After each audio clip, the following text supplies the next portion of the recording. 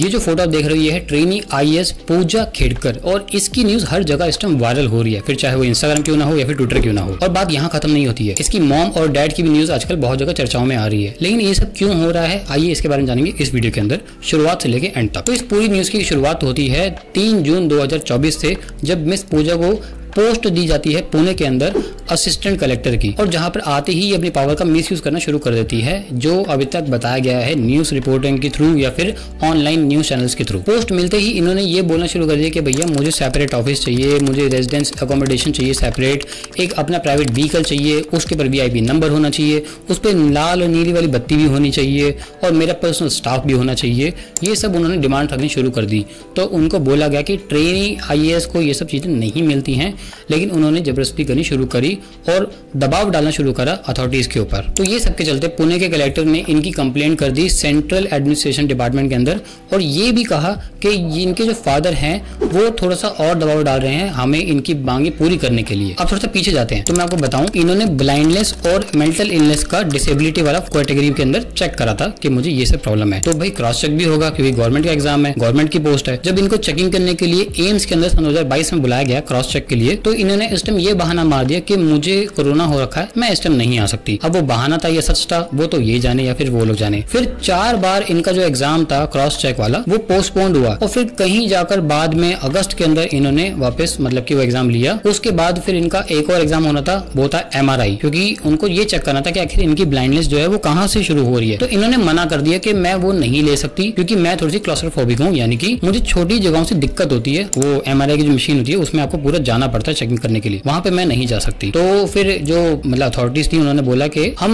ये टेस्ट किए बिना नहीं बता सकते कि इनको सच में ये प्रॉब्लम है या नहीं है। तो फिर ये बॉम्बे हाई कोर्ट गई और वहां से इन्होंने एक लास्ट चांस लिया। उसके बाद इनका फिर दोबारा एग्जाम हुआ एम्स के अंदर, यानी कि क्रॉस चेक हुआ, और फिर इसके रिजल्ट डिस्क्लोज नहीं करेगा अभी तक कि इनको सच में था या नहीं था। अब इस सिलेक्शन के अंदर एक और ट्विस्ट है कि इन्होंने अपने आप को OBC का नॉन क्रीमी लेयर घोषित करा था। अब OBC का नॉन क्रीमी लेयर क्या होता है कि आपके पेरेंट्स जो है या तो मतलब कि 8 लाख से कम कमाते हो प्राइवेट जॉब के अंदर, या फिर गवर्नमेंट जॉब पे अगर लगी भी होगी तो 40 साल के बाद लगी होगी, ये आपका नॉन क्रीमी लेयर के अंदर आता है। लेकिन इनके पेरेंट्स ने यानी कि इनके पापा ने खुद की जो वर्थ है 40 करोड़ की एफिडेविट के साथ दिखाई थी इलेक्शन कमीशन को, और वहां पर जब जाके पता चला तो इनके पास क्या क्या निकला वो जानो। 110 एकड़ एग्रीकल्चर लैंड, 7 फ्लैट, 900 ग्राम सोना, 1 गोल्ड की वॉच और 4 कार, ये सब इन्होंने अपनी जो है प्रॉपर्टी और एसेट के अंदर दिखाया था इलेक्शन कमीशन को। और फिर जरा सोचिए कि ये लोग अपने आप को OBC नॉन क्रीमी लेयर के अंदर घोषित कर रहे हैं। और अभी ये सब मामला चल ही रहा था कि तभी एक और न्यूज सामने आती है कि इनकी जो मॉम है मनोरमा खेड़कर, उनकी कोई पुरानी वीडियो सामने निकल के आती है जिसमें वो फार्मर्स को धमकी दे रही है हाथ में तमंचा लेकर। उनका कोई प्रॉपर्टी डिस्प्यूट था उस चक्कर में, तो ये वीडियो भी सामने सर्कुलेट होने लग गई, और या फिर फोटो जो है सर्कुलेट होने लग गई और न्यूज के अंदर हर जगह छा गई, लोगों ने डालना शुरू कर दिया फोटो समेत, और इसके ऊपर अब पुलिस जो है उन्होंने एक्शन लेना शुरू कर दिया। तो अब इस पूरे खेल के ऊपर एक सिंगल बंदे की कमेटी बिठाई गई है जो पूरी जांच पड़ताल करेगा कि इसका सिलेक्शन कैसे हुआ, कहां से हुआ, ये इसने वो मेडिकल एग्जाम पास करे थे भी या नहीं करे थे, किसने इसके मेडिकल एग्जाम पास करवाए, सारी चीजें निकलकर बाद में आएंगी। लेकिन क्या आपको नहीं लगता कि ये बहुत बड़ा हमारे संविधान के साथ खेल हुआ है? उसको ऐसे उंगलियों पे नचाया गया, अपने अकॉर्डिंग कुछ भी बोल दिया और वो मनाकर सर्टिफिकेट बनवाकर काम करवा दिया गया और अपनी अपनी जगह पे गवर्नमेंट जॉब लगवा दी गई। क्या आपको नहीं लगता कि ऐसा गलत हो रहा है? और जरा सोचिए कि